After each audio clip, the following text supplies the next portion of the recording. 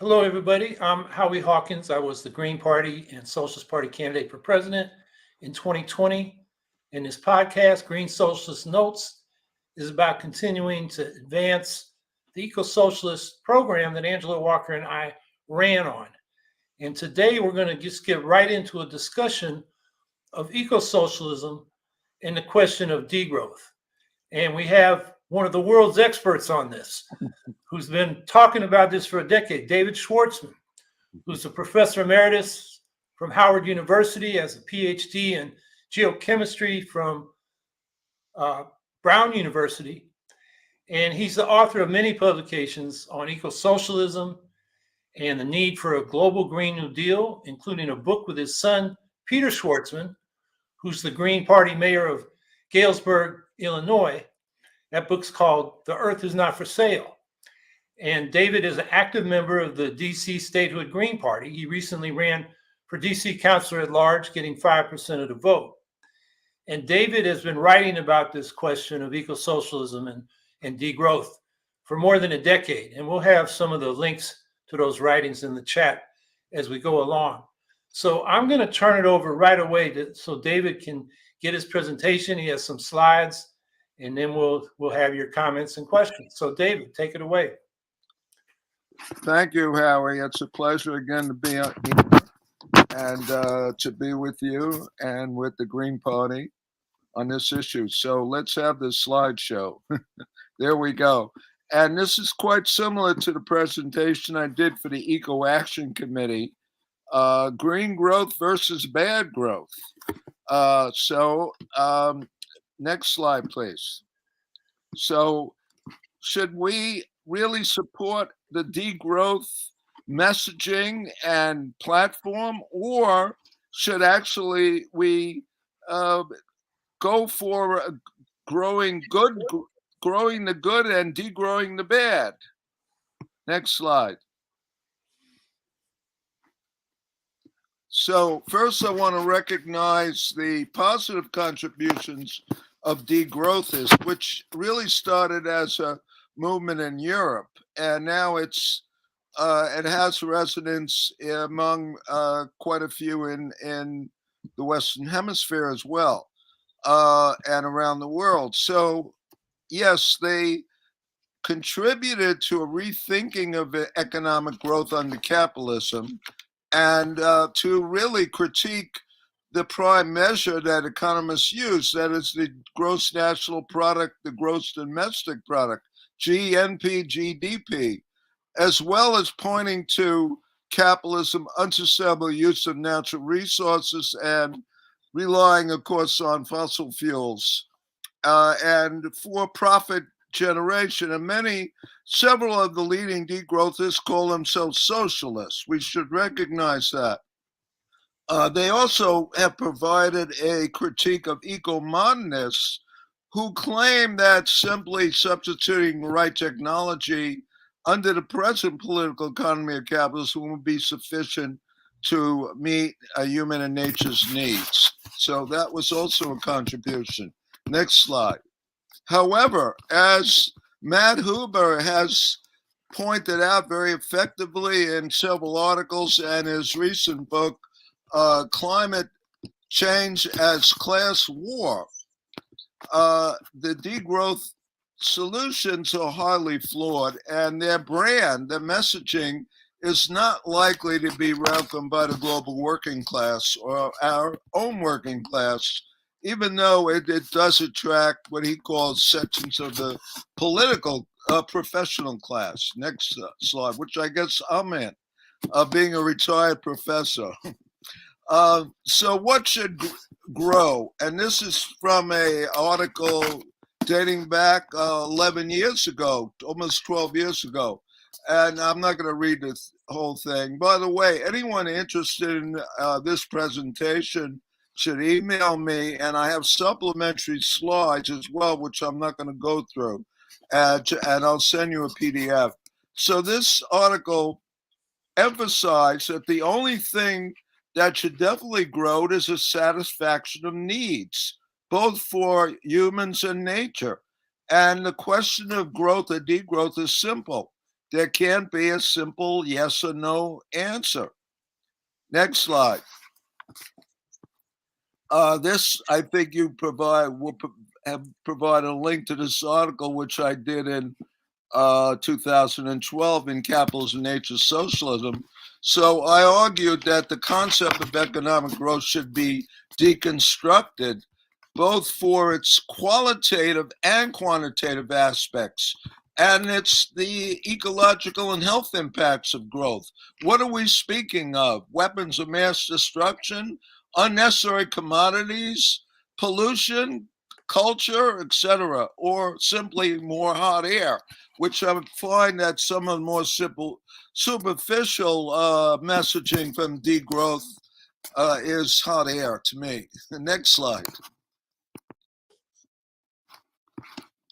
So let's look first at the global north. Of course, not only should we degrow the military-industrial fossil fuel complex and wasteful consumption, particularly of the 1%, not only degrow it, but terminate it.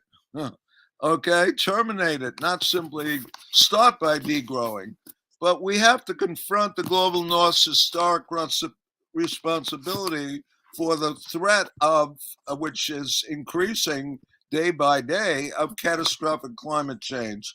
So the global north, and this is a basis of really a struggle that we should take seriously, should finance and help create the necessary solar energy infrastructure, especially in the global south. Of course, this came up during the COP27 meeting, and these commitments, of course, are still unfulfilled, woefully unfulfilled. Next slide.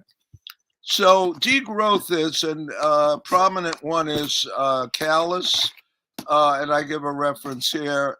They claim, this is a direct quote from their paper, the global material and energy throughput has to degrow, starting with those nations that are ecologically indebted to the rest. Energy and material throughput have to degrow because the materials extracted from the earth cause huge damage to ecosystem and to the people that depend on them. Now, this raises the real challenge of extractivism, which I will go into, and that is a challenge that ecosocialists must take seriously. But let's look closer at their claim. Next slide. So I have argued consistently and in detail why the global energy supply needs to grow rather than degrow. Global. The North, especially the US, needs to decrease, but the global South and globally has to increase. And their alternative, why should it? Why do we need that? Because we have to confront the threat of dangerous climate change, and as well as eliminate energy poverty, which affects most people in the global South and even many in the global North, as we know. You know, people that don't have money to heat their homes now and to air condition during heat waves. And so the degrowth is alternative, which is a shift to a low energy global economy. I've argued that this is suicide. This is a suicidal choice for humanity because it would forego the ability to eliminate energy poverty and to create the wind and solar energy capacity to both bring down atmospheric carbon dioxide down to a safe level, as well as to effectively confront the challenges of climate adaptation. And let me say a little bit of climate adaptation. We know now that probably several million people, at least around the world, now die every year of heat stress. Just in today's, I think, New York Times there's an article, or it's at the Washington Post, about workers in the Middle East who are have severe kidney disease because they have to work in very hot conditions, and those are ones who have survived so far. So there are solutions to confront the challenge of climate adaptation, but that will take energy, and clearly the energy source can't be the ones we're using now, 80% from fossil fuel. That just compounds the problem. So that is why the world in the next few decades needs to increase its energy in a 100% transition to renewable energy, mainly wind and solar. Next slide. So here's a sample of a calculation. I go into more detail in my Climate and Capitalism article that it's referenced here. So if we assume a population level of, let's say in 2050, of roughly 9 billion, and we increase the ability to do work with less energy, that's a second law of efficiency, let's say of 30% reduction, then a global primary energy consumption level would correspond actually to closer to 20 terawatts. I've recalculated. 9 times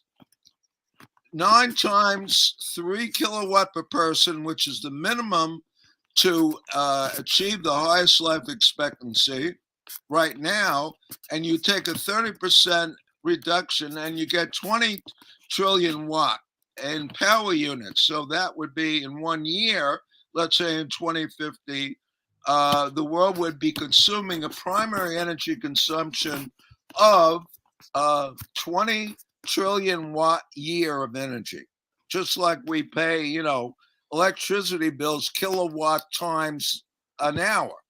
So it's the power times the time is equal to the energy. So as I just emphasized, we need incremental energy supplies in addition to that for climate mitigation and adaptation.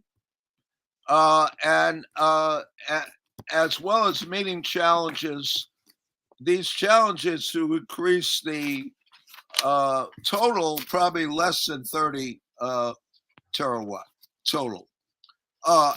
So actually, that's in sum what a critique of the degrowth argument that globally, the world has to decrease energy.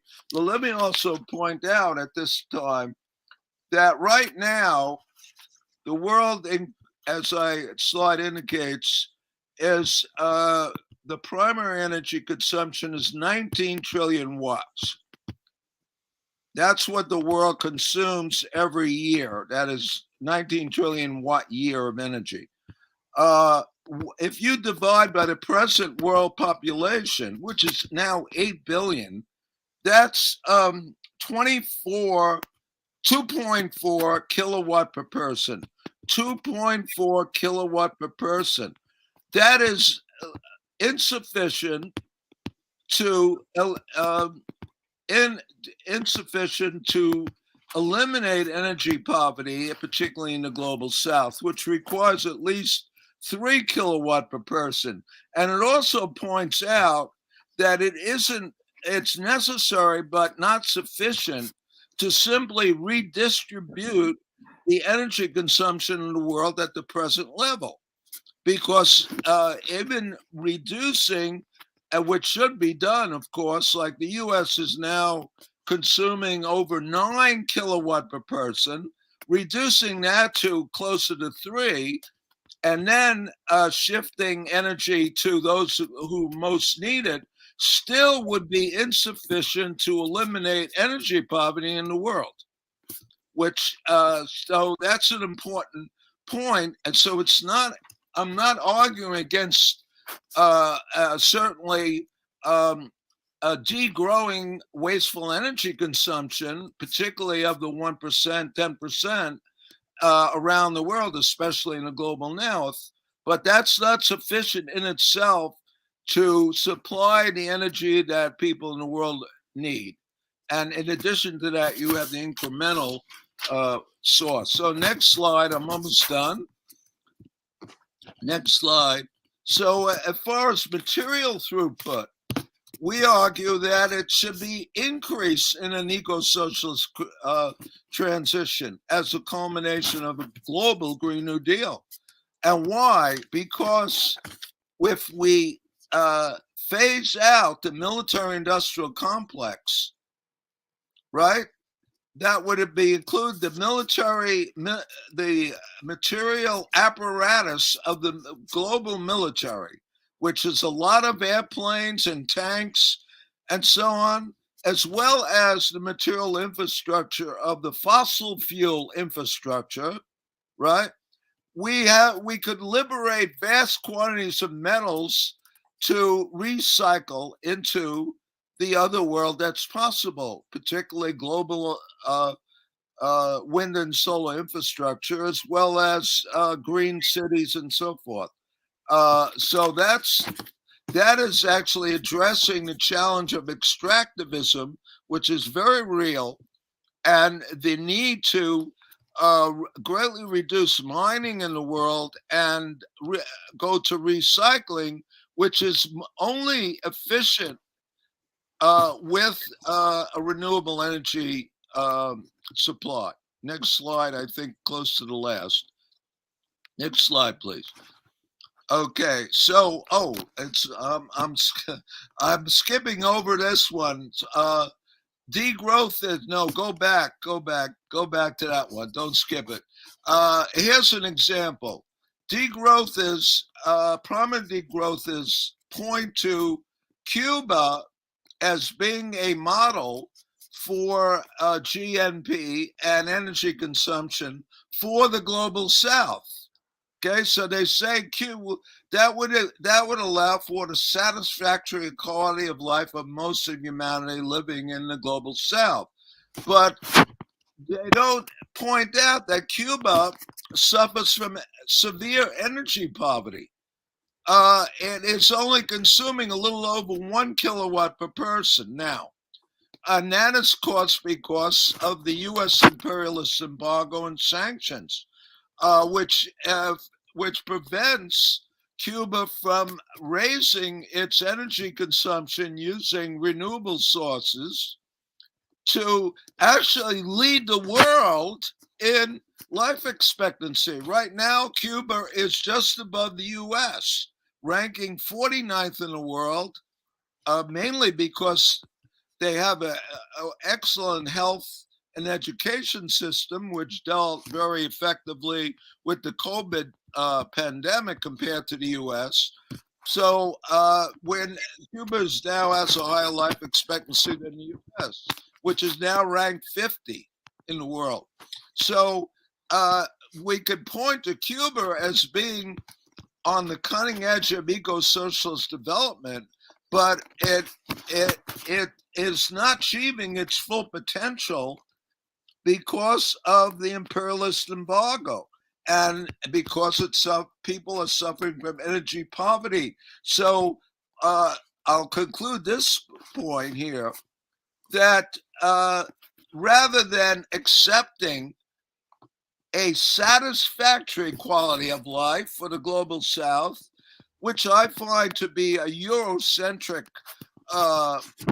proposition, we should be fighting for the highest quality of life for everyone on the planet, especially for children having the ability and resources to live to the highest life expectancy of the world, which is only enjoyed by a few countries in the global north, like Japan, right now. And of course, that could even be improved by a shift to renewable energy away from fossil fuels as well. So next slide, please. Yes, so this is in summary. So what should grow and what should degrow? Well, grow electrified public transit free, which, by the way, in DC, we're going to have free bus service for residents starting July 1st because of our local struggle for a Green New Deal in DC. Renewable energy supplies should grow, green affordable housing, agroecologies, providing organic food, first rate health and education for all. And of course, the bottom line of the eco-socialist agenda, of course, is democratic social governance of the economy. And what should degrow? Well, cars, even electric cars, making the prospect of hundreds of millions of electric cars is not a welcome prospect to replace what we have. So rather than relying on electric cars, why not more rail, electrified rail, and public transit? And of course, degrow wasteful consumption, mega mansions, and finally, the military industrial complex, because we know that we cannot realize an eco-socialist transition without demilitarization, without a world at peace. Final slide. Next slide, please. Oh, yeah, go back. That's our book website, theearthisnotforsale.org. And I'll conclude with the next slide is my motto. Radical and radish have the same root, be as radical as reality itself. And then the last slide actually is some readings, which I think you will also provide. Thanks much. I hope I didn't take too much time, Howie. So I'm done. No, that's great. It gives us a lot of time for questions and comments. Good.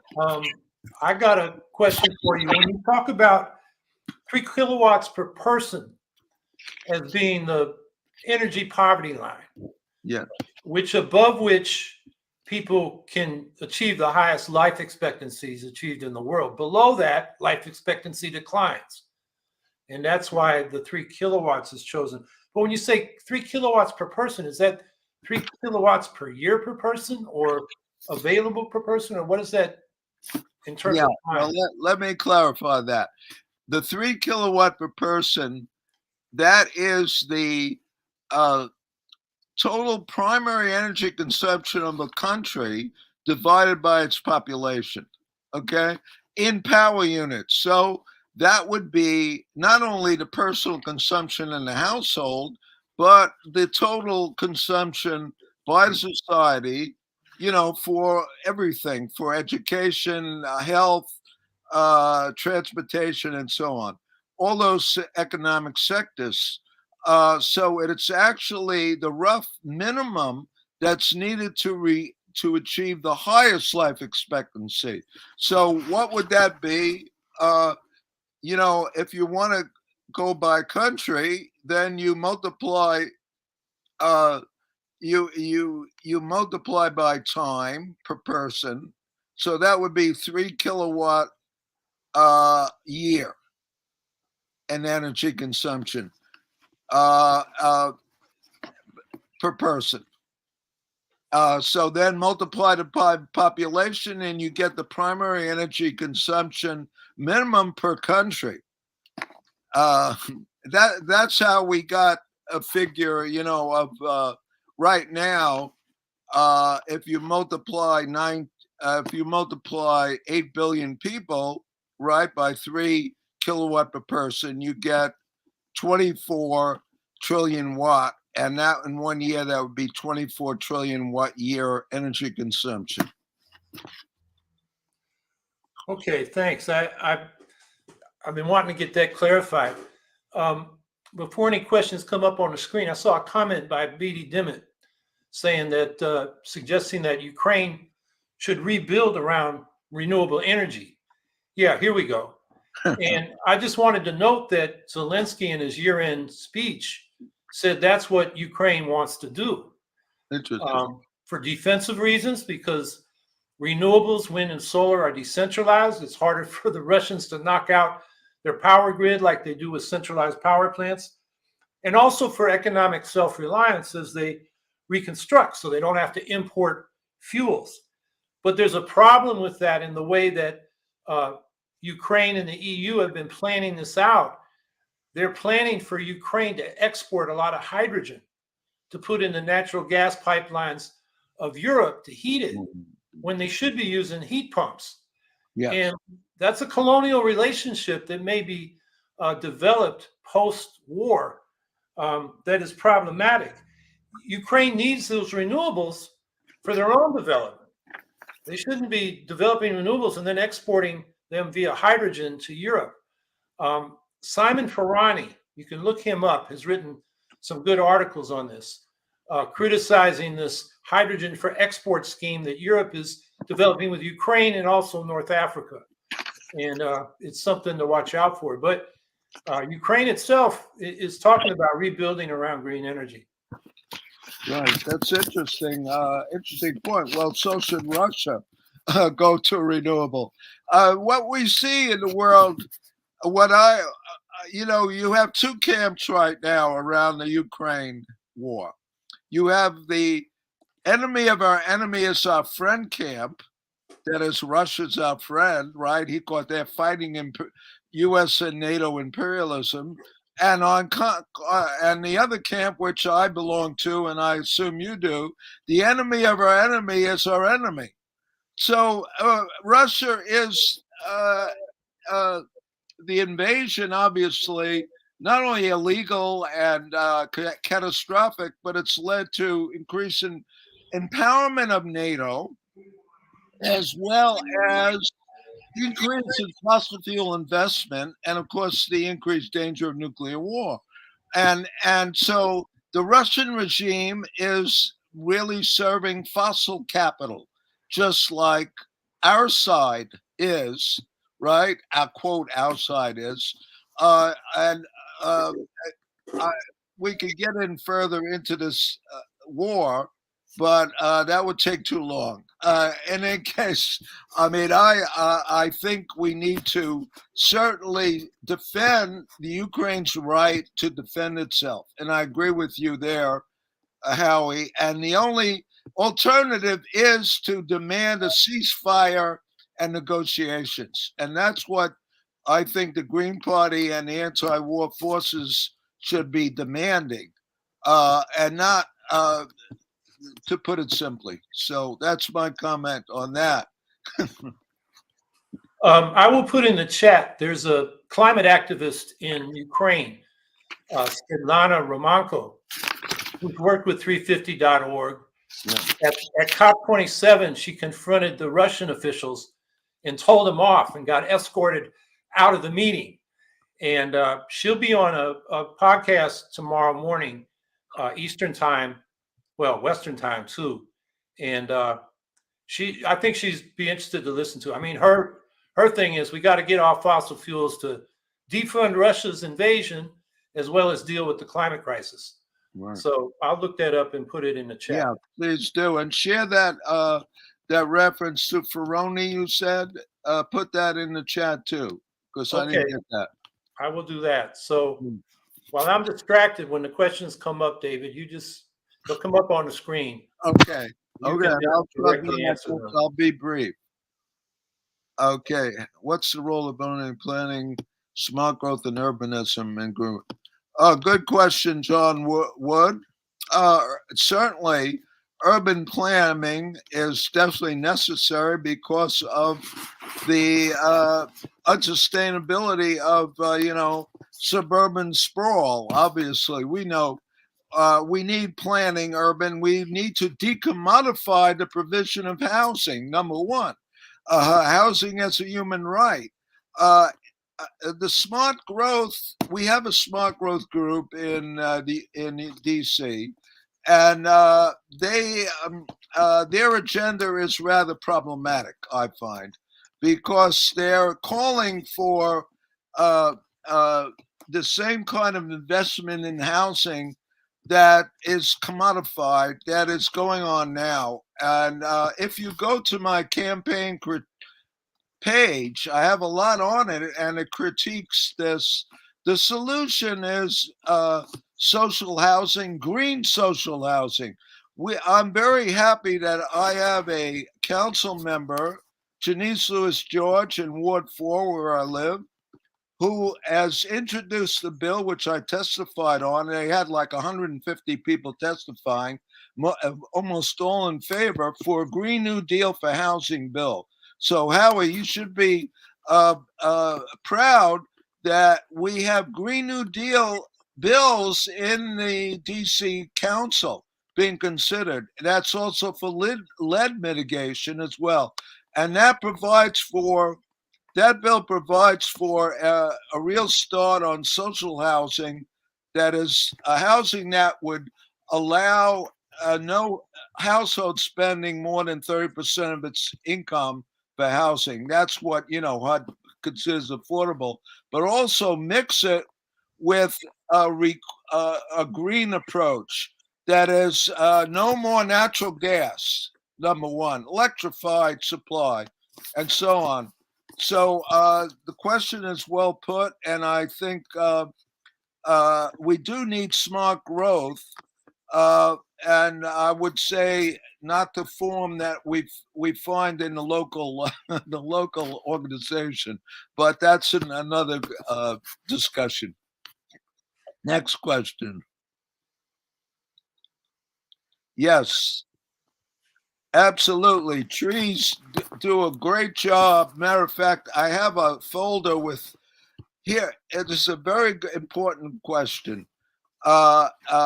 We are cities, urban areas obviously are facing big challenge of heat stress because we have the urban heat island effect, right? Because the energy that's consumed, right, is we have waste heat being given off, plus the surfaces of cities tend to be too dark, and therefore they generate more heat, that is infrared radiation, that reflects off the surface. So there are some very powerful approaches to deal with that. And even, I should say, even in 100% renewable energy transition, there will be the challenge of urban heat islands, because the world is now highly urbanized. I think more than half the people in the world now live in urban areas. And therefore, we need to confront this effect, and that planting more trees would do a great job. That really I have several studies indicating that in my folder, as well as their new paints that actually a very white paint that is actually reflects heat and cools the surface of buildings, actually, even without air conditioning, because it generates infrared in a window that actually directly goes to space, in a wavelength window that actually does not get reabsorbed by the greenhouse gases. So these are new technologies, of course, with the old ones like trees, that need to be used to address the growing problem of heat stress in urban areas. And it's a very real problem. And even if we hopefully are able to keep warming no more than 1.5 degrees, which is the warming target still, no more than 1.5 degrees centigrade above the pre-industrial level, the heat stress will increase to what we see now in the remaining 0.3, 0.4 degrees centigrade warming. So I'm glad you brought up this question about trees. Next question. You have any comment on that, Howie? I'm still digging up these references, so okay. I don't have anything to add. Let's, pitch in, clarify, and contradict me. All right. Unethical problem. Yeah. Ah, why about Tesla? Okay. I That reminds me of a recent article in the mainstream press, either in the New York Times or the Washington Post, about how I think it was the business section of the New York Times, how billionaires are determining the agenda for climate to confront climate change. Billionaires are doing it. This is outrageous. They obviously have a vested interest to maximize their profit and to come up with solutions that are not, let's say, false promises for real confronting the challenge. So, excellent question. We need to uh, uh, move to a democratically social, uh, uh, let's say, management of investment. And that will require, of course, nationalization of the energy industry, combined with decentralized provision of renewable energy and, of course, agroecologies and so forth. So I think the two are necessary to go together in an eco-socialist agenda. So, of course, Tesla refers to one of the billionaires here. Next question. Any more?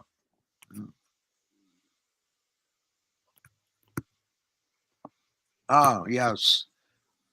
So, yes, there is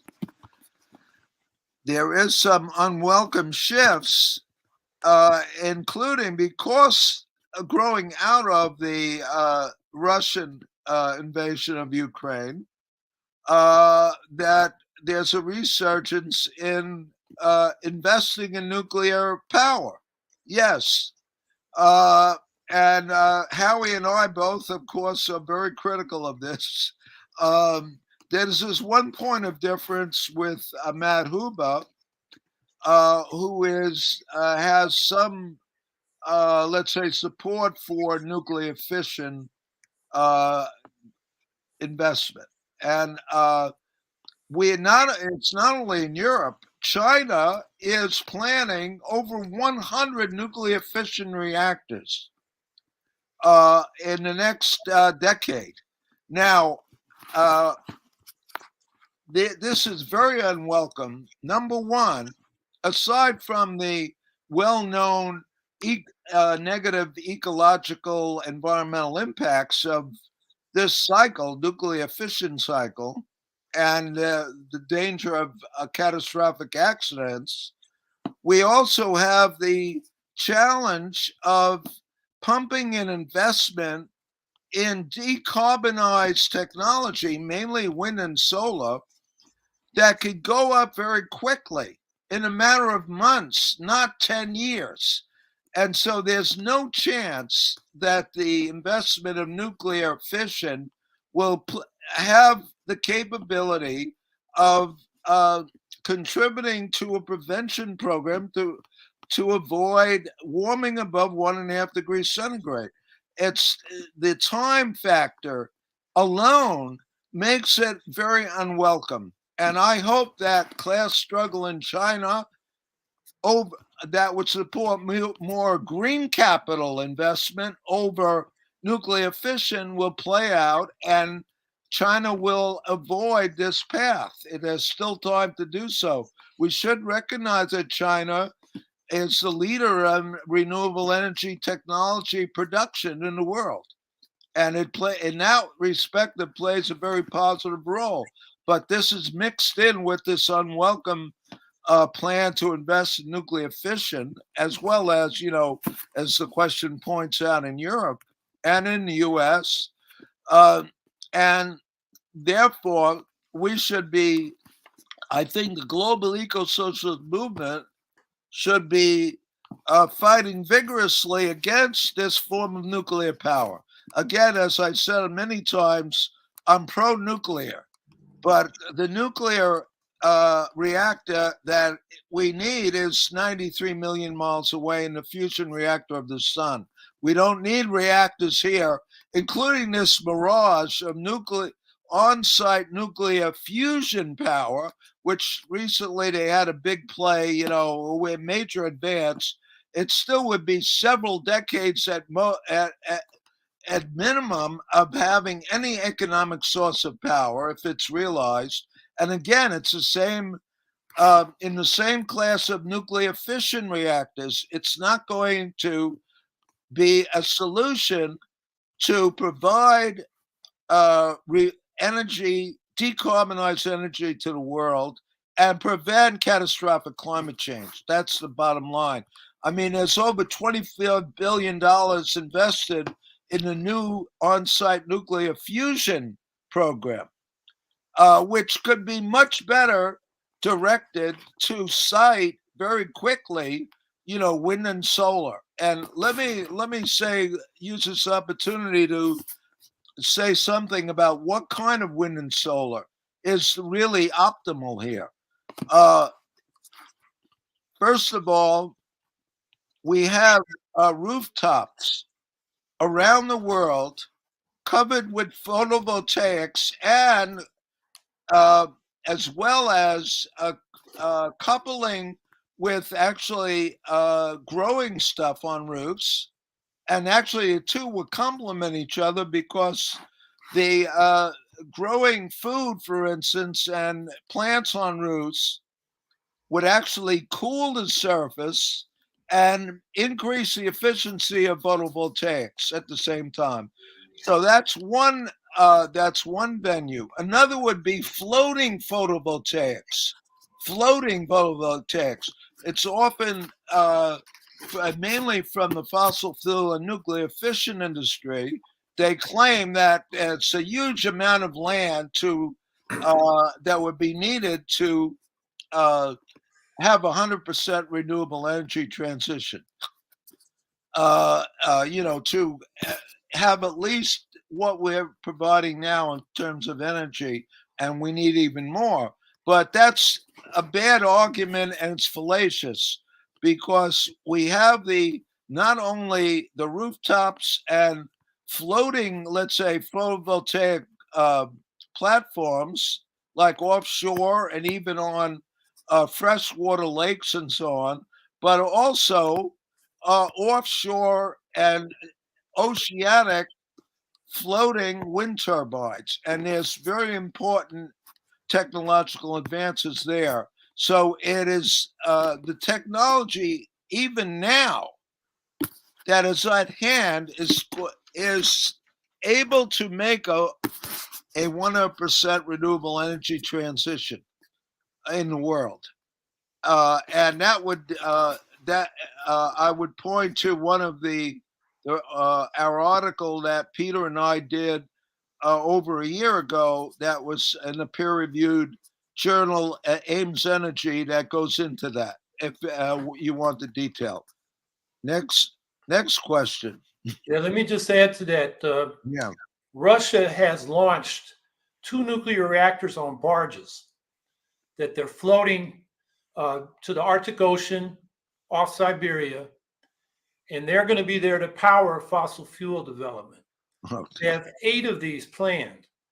What could go wrong? And coming up in the chat, if it's not there already, I also added a document from about a dozen East European leftists from Ukraine, Russia, Poland, and Germany, titled "Support Ukrainian Resistance and Disempower Fossil Fuel Capital." Good. And it's a really good article to understand not just Russian imperialism, but Western imperialism as they compete over what to do with Ukraine, and why we need to support the Ukrainian resistance. So take a look at that when you get a chance. Thank you, Howie, for that. I don't have the reference in hand, but I just became aware recently of a Counterpunch article that from March, which documented how the U.S. and NATO created the trap for Russia. They welcomed the Russian invasion. They enticed it just like they did in Afghanistan. And of course, that Russia, Putin took the bait with catastrophic consequences. So that's why I'm in the enemy of our enemy is our enemy camp. Okay. Yeah, I would question that because Yeah. I don't think Western capital wanted a war. They're making good money in Russia, exporting or developing fossil fuels. Exxon, Tillerson went there during the Trump administration. So there was lots of business opportunities there, and Russia's a bigger market than Ukraine. And then you look at what happened at the time of the invasion, which the U.S. knew was coming. Their intelligence was right, even though a lot of people were saying, "Oh, that's just propaganda that Russia's going to invade." When they did invade, we offered to set up the Zelensky government in exile, and he famously said, "I don't need a ride, I need ammunition." And it really wasn't until by the end of that month, March, when the Ukrainians had expelled the Russians from around the Kyiv region, that the U.S. and the NATO countries started supplying weapons seriously, because they saw, I think two things were at play. One was the Ukrainians could put them to good use, and the other was there was such revulsion to the Russian invasion in Europe and the United States that politically those countries couldn't refrain from providing more aid. So I don't believe that the U.S. wanted a war with Russia. They're competing with Russia, no doubt, but I don't think they wanted a war. I think that was Putin's idea. Well, I'm not sure I agree with you there. I would urge you to. I'll send you a link to that article, and I think it makes a very comprehensive documentation of what I'm saying. But of course, I'm open to your view too. In any case, the results are catastrophic, and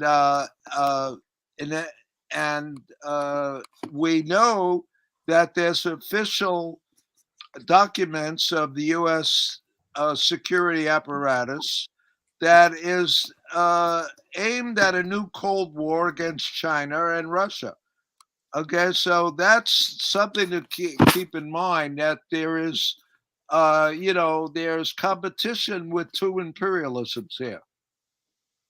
So yeah, I'm going to predict that in 2024, this is going to be a big campaign issue. Okay. The Republicans will run on cutting off aid to Ukraine in order to put more military resources against China. And they like Russia because it's authoritarian, it's homophobic, it's transphobic, it's got the quote unquote traditional values. And so it's going to be ironic that the Republicans are going to run as the peace party. And the question for these people on the left that are saying we should cut off arms to Ukraine, which I think would just enable, disarmed and broke, Ukraine's going to get run over by Russia. But some of these peace groups that have taken that position are going to be in league with the Republicans. Yes, I see that happening right now. But we just got a record military budget, which was bipartisan, right? Yeah. So that's. I think there's a commonality on the terms of the quote defense spending on both parties. And so, what is it for? It's for, the Pentagon being the enforcement arm of the military-industrial complex. Next one, nuclear reference. Oh, that's what you. Next question. I think that's it. Nuclear fusion? Yeah, this came up before. Oh. Yeah. Well, I see one in the chat. Clearly, there is apparently a lot of evidence that nuclear fusion research and development for on-site is linked to nuclear fusion bomb production. Yeah.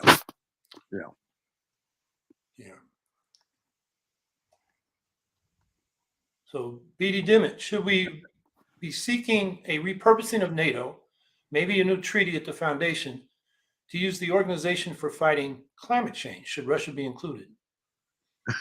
Well, if it's coupled with demilitarization globally and an anti-imperialist, a shift to an anti-imperialist policy, by all means, call it what you want. You can call it anything.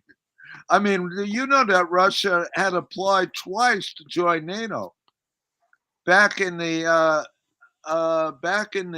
let's say the 50s, and then in not too long ago, right? It was turned down because, and you could provide the answer to that, Howie. Yeah, well, NATO is an organization nominally to defend Western Europe from a Russian invasion, which when it was the Soviet Union, I think was absurd. Stalin and his successors were conservative. They were trying to consolidate what they had. They didn't want to invade Western Europe and, ruin that.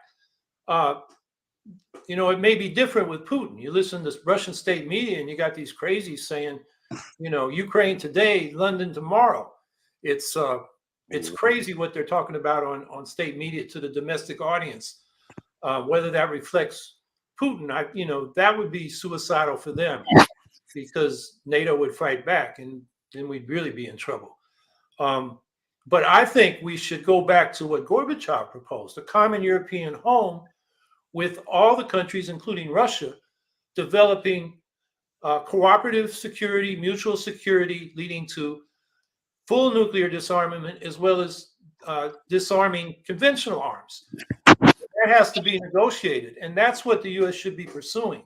Yeah. And instead, the policy is, militarized to contain China, first of all, and maybe contain Russia as an ally to China. And that is suicidal, along with the nuclear modernization program to modernize our nuclear weapons. That started under Obama and has kicked off a nuclear arms race that Russia and China are participating in. And soon North Korea is, and soon we may see India and Pakistan, which both have about 100 nukes pointed at each other, and with very nationalistic Hindu and Muslim regimes. It's something, the U.S. was going to use its influence and diplomatic, soft power. That's where it should be focused. Yes. So I think that should be what we offer to Russia, and that was really kind of what the peace agreement that the Russians and the Ukrainians almost agreed to at the end of March. And that was neutrality, non-nuclear status, no foreign troops in Ukraine, in return for security guarantees from the big powers, almost like an Article 5 in NATO for Ukraine. And then dealing with the Donbass and the Crimea diplomatically, maybe having UN supervised referenda to decide the status of those territories. And then in early April, Lazarov, the foreign minister, and Putin said no, because they were at the high point. They were still gaining ground in Ukraine. And then there was a lot of noise made about Boris Johnson's visit, where he's said by one report from anonymous sources that he told Zelensky not to negotiate, and people speculate that he was doing that on behalf of the U.S. I don't know if we'll find out for years when the private or diplomatic papers are released. But we do know that this fall, when the question of negotiations came up, the National Security Council said we're not stopping Ukraine from negotiating. We're basically letting them set the terms they want to negotiate on. The problem is, I would add one thing to what you just said, Howie, and that is in the Middle East, there was a long effort to have a nuclear-free zone in the Middle East. Israel, which has at least 100 nuclear warheads, the only country in the Middle East with nuclear weapons, that opposed it. Even the U.S. ally Egypt was in favor of a nuclear-free zone in the Middle East. And now Russia is getting very friendly with Saudi Arabia. And I just read that recently Saudis are going to, invest in Russian oil fields. And China just had an overture to Saudi Arabia too, where they said, we'll help you develop nuclear reactors. This is really terrible prospect. So we need a nuclear free zone globally, but you could start, in the areas that you outlined, as well as the Middle East. I think we're close to conclusion if we're going to stop at 3, but I'm certainly open to go on longer if you want. We're stopping at 3 Central Time. But, well, there are some more questions. Yeah, let's see what they got. Samuel Chance, we aren't going to tech our way out of ecological collapse. The capitalist drive towards infinite growth will doom us all, even with sci-fi dream technologies. Yes, I agree. That's the techo way out is another way of saying eco-monist approach. Okay, we keep the same political economy and just substitute the right technology. I completely agree. Now, infinite growth. Well, again, we need to deconstruct what growth is. There's certain growth that can grow indefinitely. Knowledge, culture. Hello?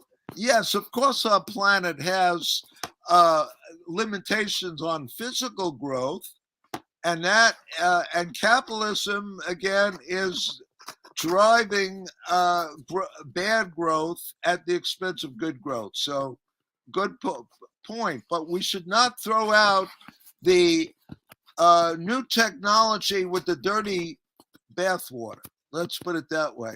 We need new technologies, particularly in renewable, in information technology, in new battery storage technologies, which don't rely on rare metals. For instance, sodium-ion batteries instead of lithium, which is much less abundant. Liquid air energy storage. There are a lot of solutions that are much more compatible with protecting the environment and humans. And so we leave it to the billionaire class to determine this. We're out of luck. It'll drive us in bad directions. We need a social bottom-up movement to steer the good growth and do away with the bad growth.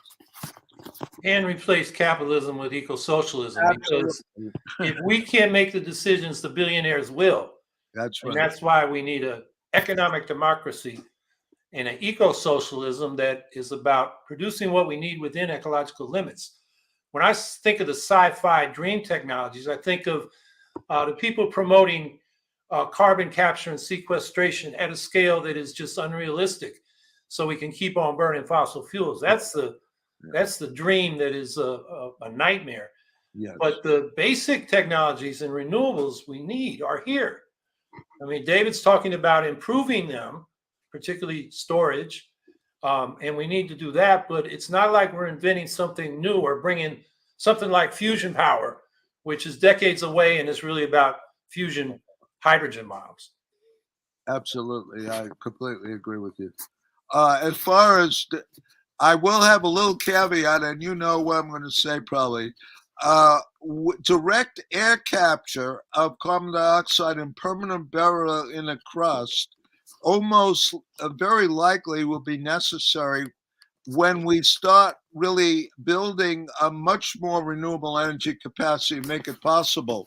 And the reason is that we should certainly promote vigorously restoration of ecosystems and agroecology to regenerative agriculture and all of that. But the problem is that even modest small warming will reduce the capacity of the soil carbon stores, okay, because you have respiration and to the atmosphere, which is speeded up with warming, and we need this massive, most likely massive sequestration, but certainly not, as you pointed out, coupled with continued fossil fuel consumption. This needs to be powered with renewable. And I'll give you one final example, which Scientific American had an excellent article in 2021 about a huge ultramafic deposit in Oman. That's the eastern part of the Saudi peninsula. Well, here is an opportunity to build renewable on a big scale, concentrated solar power or photovoltaics in the Arabian Peninsula, and power the direct air capture of carbon dioxide and bringing it down below 350 ppm. But again, that's not an immediate project. That's going to only come about if we rapidly curb and do away with fossil fuels. So the two need to, I think, go together. I'll put that little footnote there. Yeah, well, I agree with you. You just do the numbers. Forestation and soil regeneration, you can't sequester enough of the carbon that's already been released. Wow. We got to pull that carbon out of the atmosphere, even if we go to 100% renewables tomorrow, because what's in there is going to, heat us past any safety point, which we're past. If 350 parts per million carbon in the atmosphere is the safety threshold, and we're at 418 when I looked last week, yes. We got to draw carbon out, and natural processes can't do it enough at this point. Yeah. So I agree with you. It's just as we both agree, it can't be the idea that we can keep burning and then we'll draw it out, mechanically. That's a pipe dream. And we'll have to do that for a long time in the future, because if we keep first of all, keep warming to no more than 1.5 degrees and start drawing down the carbon dioxide in the atmosphere, the ocean will continue to re-equilibrate and release carbon dioxide, and we have to keep on drawing it down. So that's another reason to build sufficient renewable energy capacity globally to make that possible. We have to look forward to future generations. We have the responsibility for them now, and that's to come up with an agenda, an eco-social agenda that benefits people into the future. So it's a very good question there. Any more? Eric Gray, given that eco-socialism fits Florida like a glove, how would we go about getting the average Floridian on board? You know what? I would suggest you read Matt Huber's new book, Climate Change is Class War, because his main message there is that the climate justice security movement has to address the material interests of the people, starting with the working class. And that has to be front and center in our agenda, and how their life could be improved, even in the so-called red states, by a shift to renewable and cleaner air, more healthful food, cleaner water, and so forth. And having transportation facilities that don't require enormous amounts of time to get to work and are more pleasurable, like public transit and so forth. All of that should be on our agenda. And so that's my suggestion in terms of winning a mass movement. And you have some great ideas on that too, Howie, I know. And I'm all for building an eco-socialist, working class based party in this country. So let's go for it. Yeah, I would just add that we got to do both street politics and electoral politics.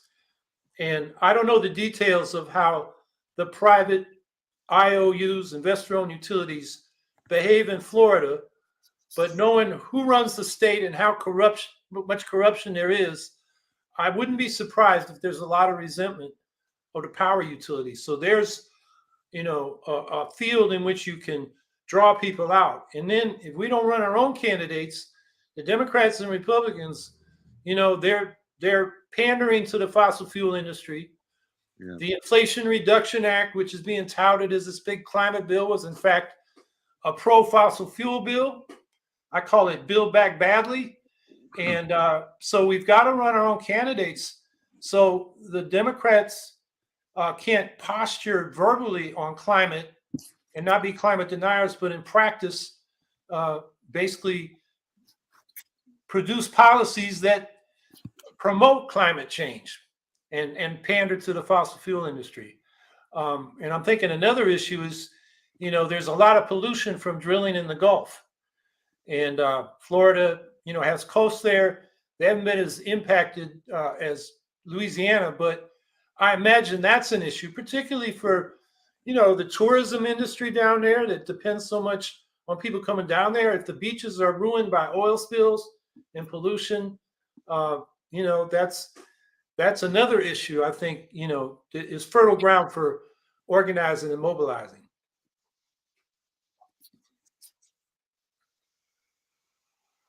Any more? Vicki Corden, what do you think of hydrogen engines for cars? No, I don't. There are different forms of hydrogen: green, blue, and gray, or whatever. I think that's not a welcome option.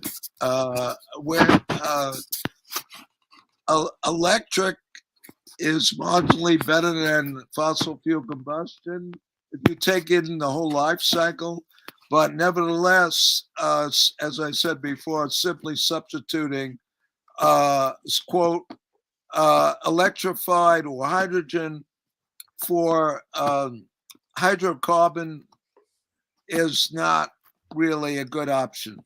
Well, a lot of the hydrogen proposals involved using natural gas in the in the chemistry, so to get it, and fuel cycles and so forth. I don't think it's there's a lot more there. Or let me mention one thing, since this has come up. Hydrocarbon, a very recent development, uses solar energy with a catalyst, and it's cerium oxide, earth element, a fairly abundant rare earth element, as a catalyst to actually produce hydrocarbon fuel using solar energy, carbon dioxide from the air, and water. So there is a prospect of producing carbon neutral hydrocarbon fuel for aviation, and not, which of course right now, I think 5 to 8% of greenhouse gas emissions come from, the global aviation industry. So we need to have yes, I support, the right now, reducing, especially rich people flying around the world.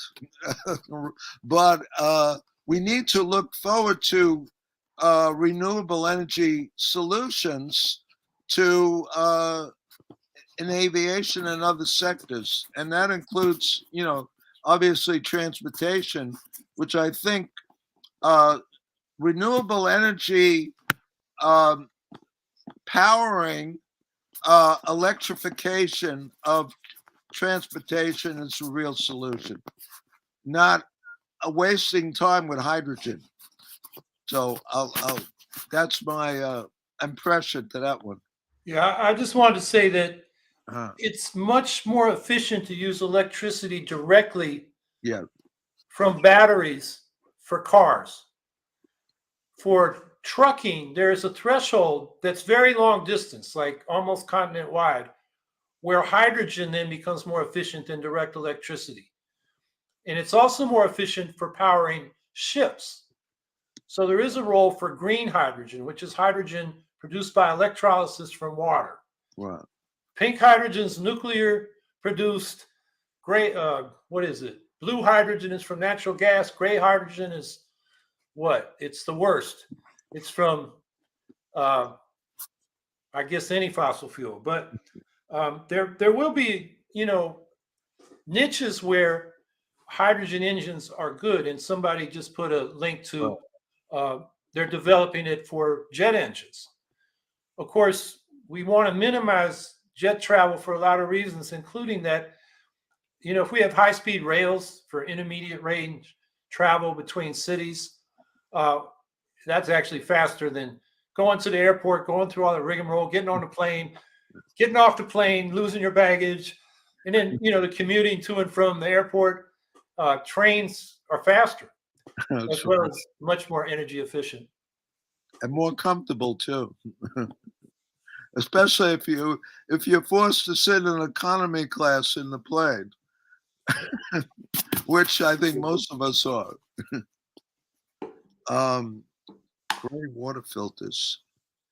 Gray water filters. Oh, to filter wastewater in a home. I guess that's what the question is. Howie, you have an answer to this one? Yeah, I think it's both wastewater and rainwater. Yeah. And, particularly in arid climates, that would help. The Southwest has got a water crisis. I mean, they may be in a position where people start migrating back to the Northeast, which is wet. They just have overbuilt beyond the capacity of the aquifers and the runoff in the rivers, like the Colorado River. And they're headed toward a real crisis. So gray water filters would help in those climates, but it may not be enough. Also, there's a new technology that extracts, using solar energy, extracts water from the atmosphere in arid climate, believe it or not. Yeah, I saw that. Yeah, so there's new technologies that could help. But fundamentally, fresh water should not be regarded as equivalent to fossil fuel in far as a finite supply that will run out of. Because obviously, in case of fossil fuel, we certainly cannot mine all of the fossil fuel that's still in the crust. That would be catastrophic. We can only use a small fraction to do away with itself in renewable energy transition. But as far as water, fresh water, we need to harvest fresh water from rain.